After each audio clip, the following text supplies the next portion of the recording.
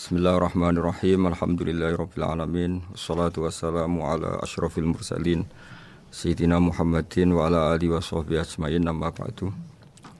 Sahabat Indonesia yang kami hormati,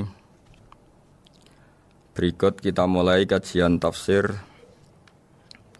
yang dikeluarkan oleh UII. Mari kita mulai dengan surat Al-Baqarah. Bismillahirrahmanirrahim. Alif lam mim dzalikal kitabul la raiba fihi hudal lil muttaqin. Di sini diterjemahkan Alif lam mim ini termasuk ayat-ayat yang oleh para ulama dianggap mutasyabihat. Artinya kita tidak boleh memaksakan maknanya. Kita cukup iman bahwa itu dari Allah Subhanahu wa taala. Ini termasuk ayat-ayat yang kita percaya bahwa ada makna yang diinginkan Allah, tapi kita tidak perlu menduga-duga apa sepersisnya makna itu. Dzalikal kitabul la raiba fihi, kitab ini tidak ada yang diragukan. Hudal lil muttaqin, petunjuk bagi mereka yang bertakwa. Sahabat Indonesia yang kami cintai, yang kami hormati, muttaqin dari kata kerja ittaqa yattaqi ittiqaan. Maknanya adalah menjaga diri. Ada 3 kelas muttaqin dalam terminologi para ulama, istilah yang dikeluarkan para ulama. 1, muttaqin orang yang menghindari perilaku syirik atau perilaku kekafiran. Sehingga menurut para ulama, apapun faseknya seorang mukmin, apapun kelirunya orang mukmin, misalnya pernah mencuri, pernah korupsi, pernah apa saja, masih dianggap mukmin karena dia masih bertauhid la ilaha illallah Muhammadur Rasulullah. Ini muttaqin yang paling kelas pokok, kelas bawah. Kemudian ada muttaqin kelas kedua, yaitu mereka yang menghindari dosa besar tapi tidak bisa menghindari dosa kecil. Misalnya bisa menghindari dosa zina, tapi dia bisa menghindari dosa melihat perempuan yang bukan mahramnya, yang bukan halal bagi dia. Ketiga muttaqin paling ideal, yaitu menghindari dosa besar, juga menghindari dosa kecil, bahkan menghindari sesuatu yang tidak penting. Ini yang dalam terminologi ulama disebut para wali atau para ulama, yaitu yang dalam ayat ala inna auliya Allahi la khaufun alaihim wa lahum yahzanun. Ini penting kami jelaskan kelas-kelas muttaqin supaya bahwa mukmin tidak pernah keluar dari status iman meskipun dia pernah melakukan satu kesalahan besar.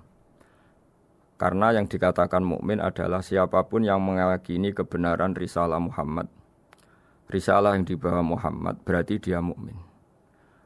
Soal dia melakukan dosa atau apa saja itu menjadikan dia fasik, tapi tidak keluar dari status mukmin. Ini yang dimaksud dalam sebuah hadis, man qala la ilaha illallah dakhalal jannah. Siapapun yang pernah melafadzkan la ilaha illallah iman, maka dia pasti nanti masuk surga. Kemudian ada beberapa pertanyaan dari para sahabat dengan masa lalu orang itu yang macam-macam, Nabi tetap menjawab meskipun dengan masa lalu yang macam-macam. Sebab itu perlu dikaji serius, sebagaimana ada yang ditafsir Sawi bahwa muttaqin itu dari kata kerja ittaqa yattaqi ittiqaan atau ittaqa yattaqi taqwan. Ini maknanya orang yang menjaga diri.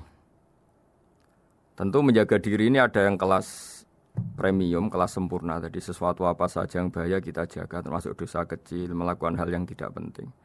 Ada orang mukmin yang hanya bisa menjaga dari dosa kekafiran, dosa kemusyrikan. Ini pun dengan segala kesalahannya masih ada kemungkinan dimaafkan Allah. Karena Allah pernah berfirman, innallaha la yaghfiru ayyushraka bihi wa yaghfiru ma duna dzalika liman yasha. Allah tidak akan memaafkan dosa syirik, tapi Allah masih bisa memaafkan atau masih berkenan memaafkan dosa di luar syirik. Kemudian yang perlu dimengerti oleh sahabat Indonesia adalah makna la raiba fihi. Ini yang perlu kami ungkap, bahwa Al-Quran ini tidak ada keraguan padanya. Tidak ada keraguan, ini yang mudah kita teliti karena kita orang Indonesia, mungkin rasa-rasa sastra Arab enggak kental. Mari kita teliti dari segi makna, karena makna ini rasa dan rasa itu universal. Begini misalnya, dulu orang-orang kafir Mekah karena mereka penyembah berhala, penyembah Tuhan-Tuhan yang banyak, itu memprotes. Mereka memanggil tentu masih Muhammad, belum ya Rasulullah. Muhammad, kamu mengajak ke Tuhan berapa? Rasulullah menjawab, ke Tuhan yang satu. Lalu mereka bertanya, Muhammad, urusan kita ini banyak, problem kita banyak. Tuhan banyak saja tidak bisa menyelesaikan, apalagi satu Tuhan. Ini yang diceritakan dalam sebagian ayat disebut, Aja'alal alihata ilaha wahida inna hadza lasyai'un ujab. Bagaimana mungkin Tuhan itu satu? Harusnya Tuhan itu banyak karena urusan kita banyak. Lalu Rasulullah dengan bimbingan Tuhan, bimbingan Allah mendatangi mereka, kemudian Nabi menjelaskan, Tuhan itu adalah ketua kalian, Tuhan itu adalah pimpinan kalian. Bagaimana kalau Anda jadi pembantu kemudian punya majikan banyak, punya penguasa banyak, punya tuan banyak, kemudian semua tuan-tuan Anda ini memerintahkan Anda dengan perintah yang beda-beda. Apa kalian mau punya majikan atau pimpinan yang banyak? Mereka menjawab tidak, Muhammad. Terus mereka akhirnya sadar bahwa problem Tuhan banyak itu tentu lebih sulit, lebih problem, karena nanti perintahnya beda-beda, keinginannya beda-beda. Mereka akhirnya tersadarkan bahwa sebaiknya atau seharusnya memang Tuhan itu satu. Jadi Rasulullah SAW menjelaskan logika bertauhid itu dengan sekian variasi, dengan sekian logika. Kemudian Nabi kedua juga menjelaskan logika kompetisi. Kata Nabi yang karena bimbingan Allah diberi satu pengertian. Andai kan Tuhan itu 2 atau 3, kemudian berebut dalam tahta aras atau tahta yang di alam raya ini, sebagaimana lazimnya para penguasa, maka pasti ada yang menang, ada yang kalah. Dan yang kalah tentu gak layak sebagai Tuhan. Ini yang disebut wala ala ba'duhum ala ba'd. Tentu kalau Tuhan itu banyak, mereka akan berkompetisi, akan bertarung. Dan pasti pemenangnya ya satu, karena memang layak jadi Tuhan tetap satu. Sadarlah bahwa orang-orang kafir Quraisy, orang-orang kafir saat itu sadar pentingnya bertauhid. Ketiga, Nabi juga menjelaskan tauhid secara ilmu logika. Begini para pendengar. Kalau dalam teori ilmu tauhid yang agak jelimet dijelaskan begini. Jika ada 2 Tuhan, maka alam raya ini enggak menjadi alam. Logikanya adalah 2 Tuhan ini bisa kamu katakan sama-sama kuat. Ketika sama-sama kuat kemudian ingin menciptakan langit, yang satu ingin menciptakan bumi, yang satu menolak menciptakan bumi misalnya, atau yang satu ingin menciptakan langit, yang satu menolak ingin menciptakan langit. Kemudian ternyata bumi ini terbukti wujud. Logika awam adalah yang berhasil menciptakan bumi berarti Tuhan, yang gagal atau kudrohnya gagal, kemampuannya gagal tidak bisa menciptakan bumi, gagal menjadi Tuhan. Ini logika awam. Logika ini pun kita terima. Tapi kalau menurut logika ahli tauhid, ahli pakar-pakar logika, cara berpandangan begini. Ketika Anda mengatakan ada 2 Tuhan yang sama-sama kuat, kemudian terbukti yang satu mampu menciptakan bumi, yang satu tidak. Bahasa Anda mengatakan sama-sama kuat ini sudah batal dari awalnya, karena terbukti bahasa Anda salah, sama-sama kuat ternyata yang satu tidak mampu. Sehingga dalam pikiran orang-orang ahli tauhid mengatakan membayangkan Tuhan saja itu enggak kebayang, karena turunan kata ini pasti selalu salah. Karena tadi misalnya dikatakan andai kan ada 2 Tuhan, kemudian yang satu mampu menciptakan bumi, yang satu tidak. Padahal Anda tadi bilang sama-sama kuat, ternyata terbukti yang satu tidak kuat. Berarti kata Anda sama-sama kuat ini salah. Ini pula yang diajarkan Rasulullah lewat bimbingan Allah, lewat wahyunya yang disebut Lau kana fihi ma alihatun illallahu la fasadata. Karena kalau ada 2 Tuhan pasti kamu sifati sama-sama kuat. Ternyata sifat sama-sama kuat ini batal demi hukum, karena ternyata yang satu tidak mampu menciptakan bumi. Atau kamu sifati 2 Tuhan ini sama-sama lemah. Itu tidak mungkin lagi karena ternyata bumi ini terbukti wujud. Pasti penciptanya ini tidak yang sangat kuasa. Jadi logika-logika tauhid sedemikian dibangun oleh Rasulullah lewat bimbingan Allah Subhanahu wa taala. Logika keempat supaya kita iman dan tambah kuat imannya adalah logika yang mudah dicerna oleh kebanyakan orang atau yang bisa diindra. Begini misalnya dalam sebuah ayat di surat Al-Kahfi, kemudian di awal surat Al-Ahqaf, kemudian di sebagian surat At-Tur, ada penjelasan begini. Ketika Rasulullah mengajak manusia menyembah Allah, kemudian orang-orang kafir tanya, lalu Tuhan kamu siapa Muhammad? Tuhan saya adalah Allah menciptakan langit bumi. Terus mereka berandai-andai, ada Lata, ada Uzza, ada Manat, ada Hubal. Itu Tuhan-Tuhan kami. Terus Rasulullah bertanya, apakah Tuhan-Tuhan yang kamu sembah itu memberi kontribusi saat langit dan bumi diciptakan? Mereka menjawab, tidak Muhammad, itu Tuhan-Tuhan yang kami bikin. Begitu juga asumsi tentang Tuhan-Tuhan yang lain. Apakah Isa ikut menciptakan bumi atau menciptakan langit? Tentu jawabannya tidak. Karena Isa lahir di bumi, orang tahu tanggal lahirnya, tahu tahunnya, dan sebelum ada Isa juga sudah ada bumi. Sehingga untuk menetapkan tauhid, berkali-kali Quran tanya, Amman khalaqas samawati wal ardu, siapa sih yang menciptakan langit bumi? Siapa sih yang menurunkan air dari langit? Siapa yang mengatur ini, itu, ini, itu? Akhirnya mereka menjawab, itu semua Allah Muhammad. Begitu juga kemungkinan setan misalnya. Setan itu fisik atau makhluk atau apa saja yang tidak kita lihat. Kemudian setan itu lewat rayuannya, lewat tipu dayanya ingin disembah.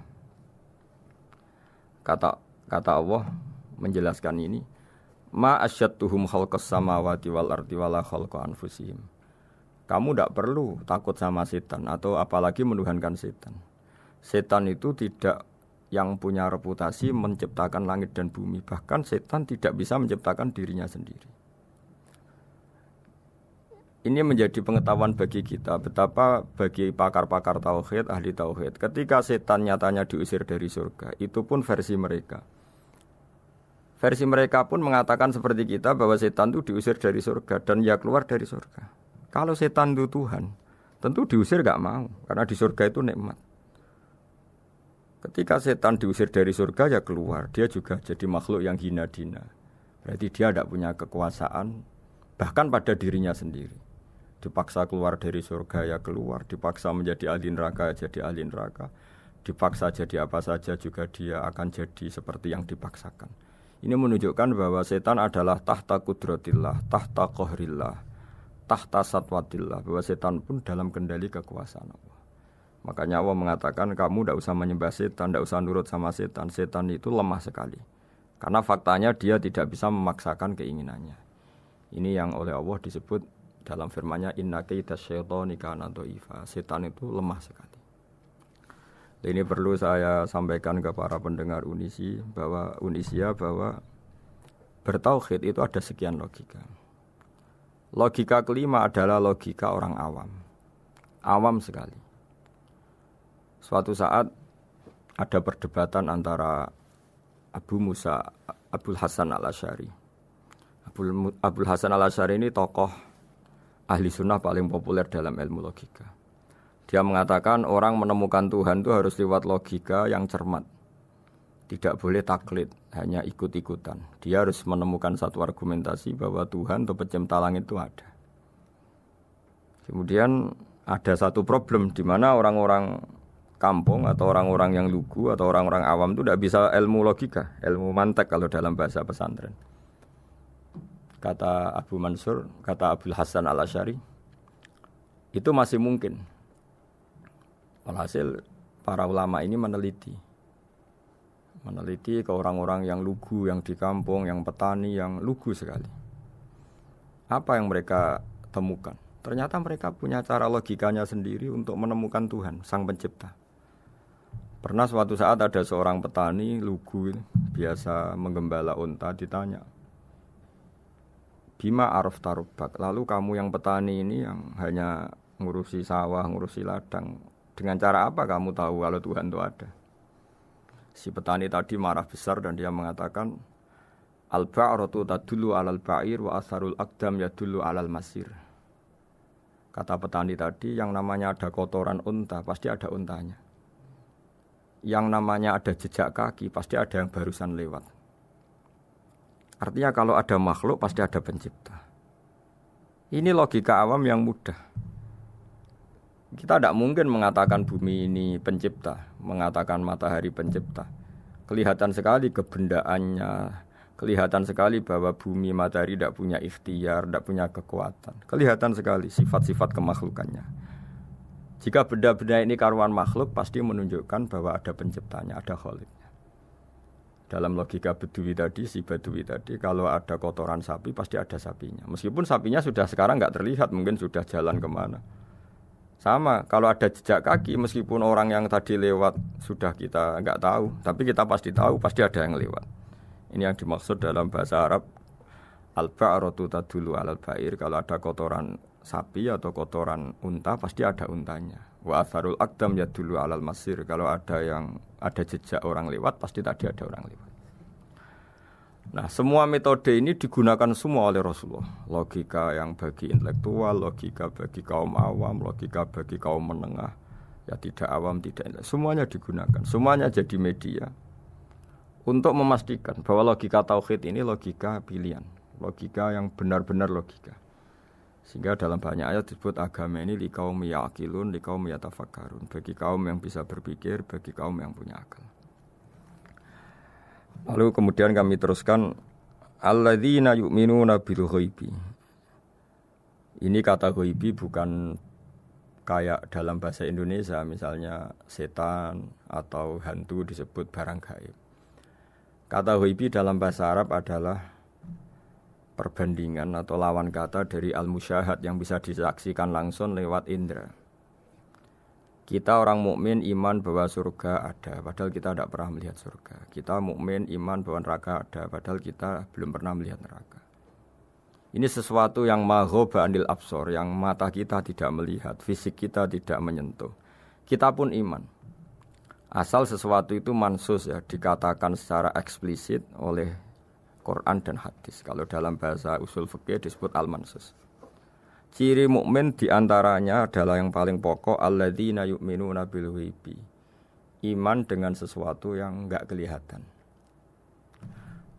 Lalu kemudian para ulama cara pandang beda-beda. Bedanya bukan karena mereka bertentangan enggak, tapi ini menurut kelas rasa yang berbeda-beda. Bagi orang-orang sufi ya, Allah itu tidak bisa dikatakan al-ghaib, sesuatu yang enggak kelihatan. Karena Allah itu begitu jelas, az-zahir. Kata orang sufi, Allah itu zahir. Begitu juga dalam Asmaul Husna disebut Allah itu az-zahir, begitu jelas. Karena orang yang akalnya mapan, hatinya mapan, melihat satu lemari yang bagus, pasti langsung mensifati bahwa pembuatnya adalah orang yang hebat. Orang yang melihat mobil mewah atau pesawat yang canggih, pasti kepikiran pertama adalah pasti pembuatnya canggih. Sehingga eksistensi pembuat pesawat itu adalah orang hebat, itu langsung tertanam ketika melihat pesawat itu hebat. Bagaimana mungkin seseorang ragu akan kehebatan pembuat pesawat ketika melihat detail-detail pesawat? Pasti langsung kepikiran kalau pembuatnya itu hebat. Memutuskan bahwa pembuat pesawat hebat itu tidak harus ketemu yang membuat, juga tidak harus melihat. Tapi akal kita pasti meyakini pembuatnya itu hebat. Berarti keputusan menyimpulkan bahwa pembuatnya hebat adalah az-zahir begitu jelas. Begitu juga langit dan bumi, matahari semuanya tertata rapi.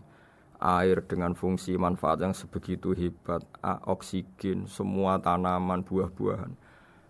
Meskipun kita tidak pernah melihat Tuhan, tapi akal kita, nurani kita pasti berkeyakinan dan tahu betul pasti pembuatnya itu zat yang super hebat, super bijaksana. Sehingga dalam kategori ini Allah tidak bisa dikatakan suatu yang enggak tersentuh, yang enggak terjangkau. Allah itu az-zahir begitu jelas. Sehingga di antara Asmaul Husna disebut az-zahir. Sebab itu saya menganjurkan atau saya punya saran bahwa alladzina yu'minuna bil ghaibi itu contoh paling mudah itu kayak surga, kayak neraka. Kalau Allah sendiri itu az-zahir, mudah diketahui. Karena tadi orang yang melihat pesawat canggih pasti saat itu juga berkeyakinan dan itu pasti benar, pasti pembuatnya juga canggih. Nah, di sini disebut alam raya ini ayat, semuanya itu bukti kekuasaan Allah. Dalam syair-syair orang sufi masyhur sekali itu wa fi kulli syai'in lahu ayatun yadullu ala annahul wahidu. Setiap sesuatu kejadian di alam raya adalah bukti keesaan Allah, bukti eksistensi Allah Subhanahu wa taala. Sehingga dalam satu kisah normalnya orang itu paling tahu itu dengan dirinya sendiri. Karena dia adalah dia. Tapi kalau Imam Sibawai, seorang pakar nahwu, mengatakan a'raful ma'arif Allah. Di alam raya ini yang paling mudah dikenali itu ya Allah, pencipta. Karena andai kan kita sendirian di hutan, kemudian kita mulai punya akal, kita mungkin tidak tahu diri kita ini siapa.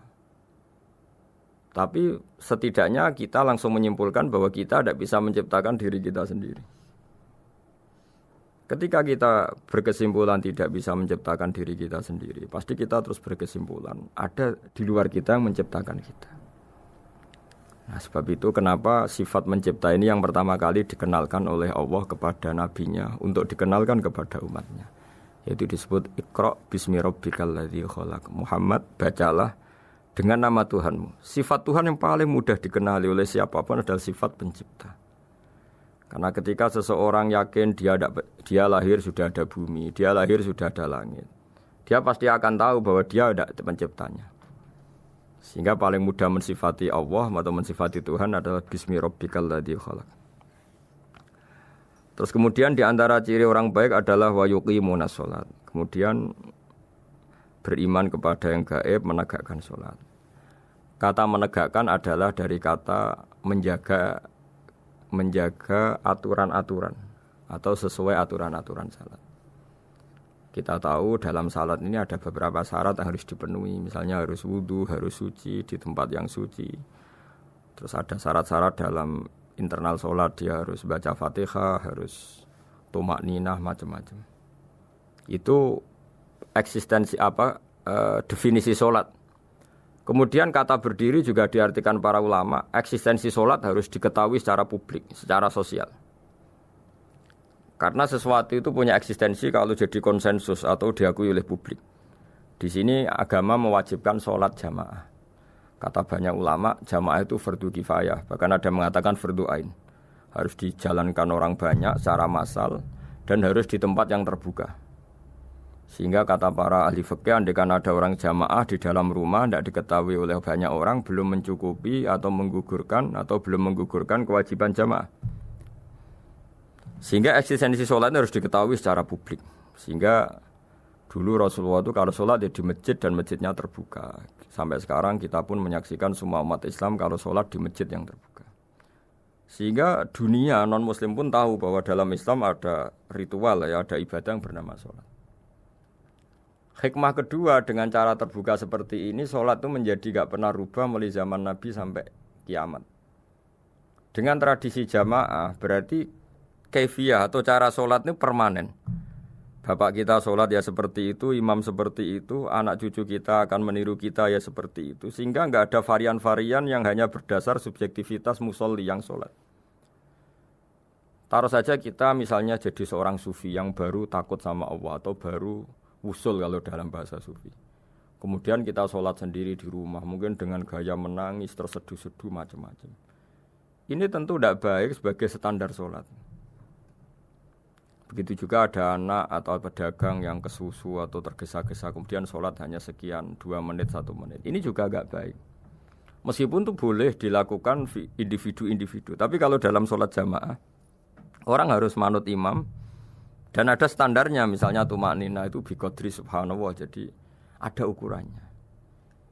Ini penting saya utarakan bahwa hikmah jamaah itu bukan sekedar dapat pahala 27 kalau sendiri, dapat pahala 1 itu enggak.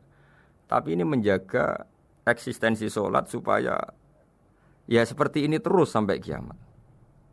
Sehingga orang Indonesia atau orang Afrika, orang mana saja, itu ketika haji atau ketika saling berkunjung di negara lain, itu enggak akan kaget dengan cara-cara sholatnya, karena seluruh dunia kaifiyahnya caranya sama.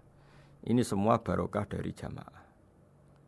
Maka Rasulullah itu enggak banyak ngendikan tentang caranya sholat, beliau hanya ngendikan shollu kama ra'aitumuni usolli. Sudahlah kamu pokoknya makmum saya. Nanti caranya kamu sholat sama seperti saya seperti ini. Sehingga kata menegakkan sholat adalah bisa kita tegakkan kalau kita aparat negara ya bikin-bikin aturan supaya eksistensi sholat enggak terganggu. Kalau kita seorang kultural juga mensuasanakan sholat dan supaya kefiahnya atau caranya sholat ini benar kita tradisikan jamaah sehingga anak kecil ngikuti yang besar, yang bodoh ngikuti yang pinter dengan satu cara itu barokahnya jamaah. Sehingga wa yuqimuna sholat itu sholat kita dirikan baik secara personal dengan cara-cara tumak nina kita suci di tempat yang suci maupun kita tegakkan, kita maklumatkan, kita jadikan konsensus bahwa sholat ya seperti ini. Sehingga ada khayal-khayal lagi dalam Islam. Misalnya nyuwun sewu ada aliran yang mengatakan ya kalau Tuhan itu kan enggak bebas arah, bebas tempat. Terus dulu pernah ada orang sesat sholat sampai 4 rakaat 4 arah, alasannya Tuhan itu tanpa arah. Enggak akan terjadi seperti itu. Karena ijma'nya umat Islam, konsensus umat Islam akan menolak faham yang seperti itu. Jadi saya mohon sekali ini pentingnya jamaah. Dengan jamaah maka caranya sholat, cara meyakini madhab kiblat dan sebagainya terjaga ila yaumil kiamah sampai hari kiamat. Terus sifatnya orang mukmin lagi wa mimma razaqnahum yunfikun dan menafkahkan sebagian rezeki yang kami berikan. Ya ini termasuk zakat, sedekah. Jadi ada sebuah riwayat mengatakan inna fil mali haqqon. Harta itu ada haknya yaitu zakat. Tapi ada juga saran inna fil mali haqqon siwa zakat. Di luar keharusan zakat juga ada hak-hak kita untuk memberikan sebagian rezeki kita. Taruh saja misalnya saya punya uang 10 juta. Secara nisab zakat belum sampai 1 nisab. Karena 1 nisab itu sama dengan nilai 84 gram emas. Itu kalau diuangkan, kalau 500 ribu ya sekitar 42 juta. Tapi kita sebelum punya 1 nisab pun tetap ada keharusan mengeluarkan sebagian. Yaitu tentu dalam fikih kita wajib mengeluarkan uang untuk anak kita, untuk istri kita. Itu yang wajib-wajib. Kemudian ada sosial, kita nyumbang masjid, nyumbang yatim piatu macam-macam. Sehingga kata para ulama, ciri utama mukmin diantaranya adalah melakukan zakat, baik zakat yang fardu maupun zakat yang sunat. Karena kata zakat itu dimaknai fardu sebetulnya definisi para ahli fikih untuk membedakan zakat yang wajib dengan sedekah. Tapi sebetulnya zaman dulu enggak ada seperti itu. Zakat itu maknanya bersihkan harta. Sedekah dari kata sedekah bukti benarnya iman. Jadi sedekah dari kata dari kosakata sedekah yasduqu sidqon, sesuatu yang membuktikan kita loyal itu disebut sodak. Kita nikah, mas kawin di bahasa Arab kan sodak dari kata sedekah juga. Kita bukti iman, loyal, kita sedekah. Bukti bahwa kita teman akrab disebut siddiq atau sodik. Kalau dalam bahasa Arab teman namanya juga sodik karena cara bertemanan secara benar, secara loyal. Sehingga wa mimma razaqnahum yunfikun ini ya memasukkan zakat yang dalam terminologi fikih yaitu zakat yang zakat al-wajibah atau zakat yang dengan makna lughat yaitu ya artinya asal membersihkan harta kita entah lewat zakat, sedekah, hadiah kepada orang-orang yang kita hormati semuanya juga masuk dalam definisi zakat atau wa mimma razaqnahum yunfikun. Kemudian sifat terakhir dari orang muttaqin adalah walladzina yu'minuna bima unzila ilaika wa ma unzila min qablika bil akhirati hum yuqinun ulaika ala hudam mir rabbihim wa ulaika humul muflihun. Di sini diterjemah mereka yang beriman kepada kitab yang kami turunkan kepadamu dan yang diturunkan sebelum kamu. Ini kata yang diturunkan sebelum kamu penting sekali karena ciri utama Nabi adalah dia tidak pernah beda dengan Nabi sebelumnya. Karena kebenaran tauhid pasti tunggal. Nabi-nabi dulu pasti mengajarkan tauhid, hanya menyembah Allah.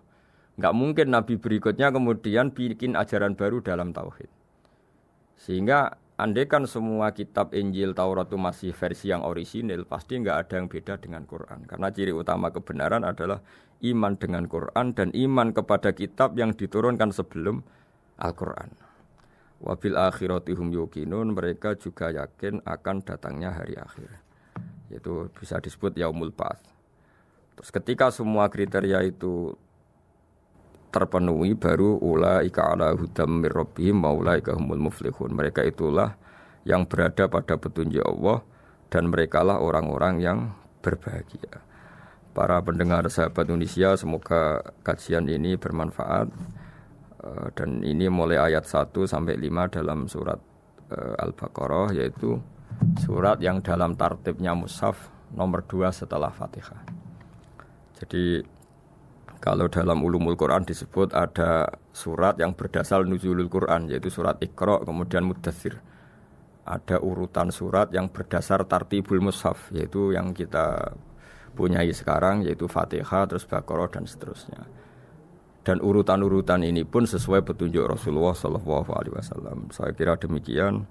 Mohon maaf atas semua kesalahan. Wassalamualaikum warahmatullahi wabarakatuh.